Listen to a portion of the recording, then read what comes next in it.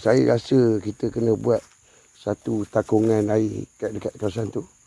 Kita naikkan, tingkatkan pengaliran air. Apa benda? Kita buat belat dengan pasir. Kita buat belat dengan pasir untuk naikkan air ke sana. Takungan air sebelum kemarau. Macam mana? Apa pendapat kawan-kawan? Kita bawa skop, bawa guni ada kat situ. Kita belatkan air kat situ. Supaya dia orang boleh buat tempat minum. Kan? Laluan dekat situ kan. Ke atas dekat pokok sawit tu. Sebelum pokok sawit tu kita buat belat. Kita tinggi kan. Lagi satu kita boleh pergi mandi kat situ kan. Alhamdulillah. Ni.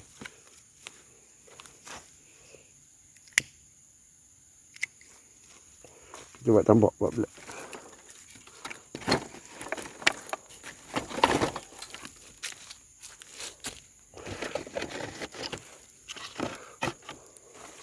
Sistem perkayuan ni dah dapat dah. Kita gerak balik ke pondok. Alhamdulillah. Syukur.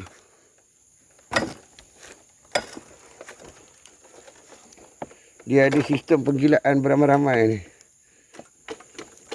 Dia komoditi dia kat situ kena curi lembu. Motif utama. Sedikit.